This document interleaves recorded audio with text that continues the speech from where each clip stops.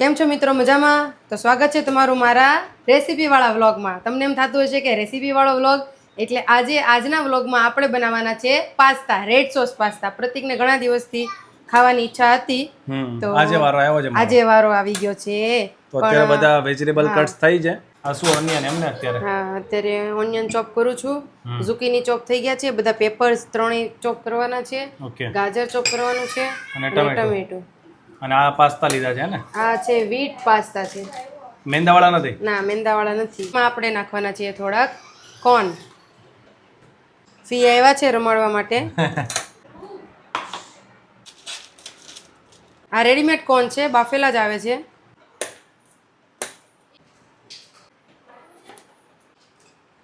આપણે લીધું છે butter, cheese, pasta, ketchup, pizza pasta sauce અને ઓરેગેનો સિઝનિંગ જે આપણે ઉપરથી આપણે સ્પ્રિંકલ કરીએ છીએ એ. ઓકે. અને હવે હું તમને બતાવું રેસીપી કે કેવી રીતે આપણે કુકરમાં પાસ્તા બનાવવાના છે. આપણે પહેલાં કુકરમાં નાખવાનું છે તેલ.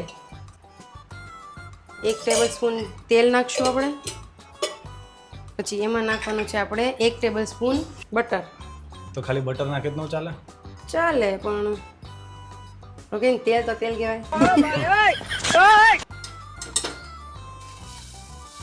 બટર ઓગળી જાય એટલે આપણે નાખશું એમાં ઓનિયન. ડુંગળી યલોઇશ થાય ત્યાં સુધીમાં આપણે મેઇન ઇન્ગ્રેડિયન્ટ્સ નાખવાનું છે આમાં. શું? દૂધ. દૂધ પડશે આમાં? હા, અને ક્રીમી બનાવવા માટે આપણે દૂધ નાખવાનું રહેશે. લોકો મેંદો ને બધું નાખે નહીં? મેંદો નાખવાનો છે. મેંદો નહીં, આપણે નાખવાનો છે લોટ. અચ્છા, લોટ છે નો? આપણે લોટ ઘઉંનો. અને દૂધને આપણે ગરમ કરવા મૂકી દીધું છે.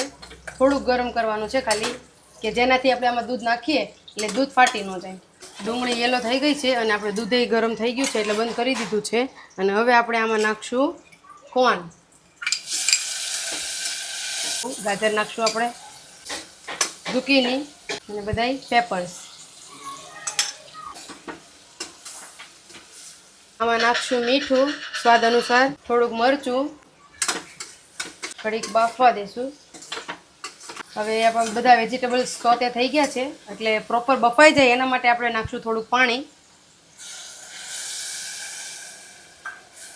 આમાં થોડુંક નાખશું આપણે ઘઉંનો લોટ. ઘણા ખરા મેદાનો લોટ નાખે છે અને બરાબર હલાવી લેવાનો છે. અને થોડુંક આમાં પાછું આપણે નાખવાનું છે પાણી. થોડુંક પાણી નાખતા જવું અને હલાવતા જશું.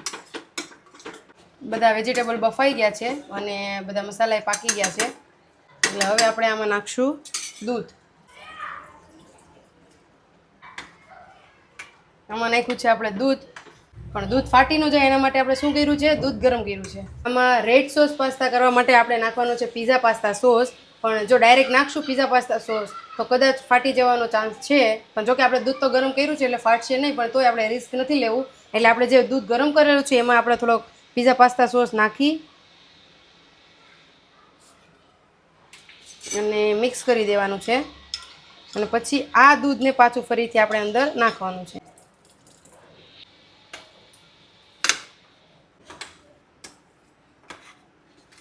પાસ્તા ખાટા મીઠા થાય એના માટે થોડોક કેચઅપ નાખશું. અને આમાં નાખશું ઓરિગેનો અને ચીલી ફ્લેક્સ. ઓરેગાનો અને ચીલી ફ્લેક્સ. હા, ક્રીમ જેવું થઈ ગયું છે જાડું એટલે હવે આપણે આમાં નાખવાના છીએ પાસ્તા.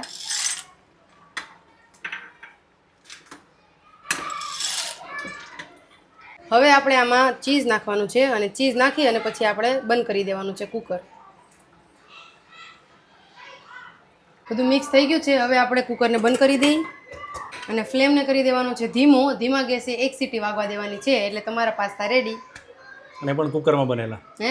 અને પણ કુકરમાં હા, એ પણ કુકરમાં બનેલા.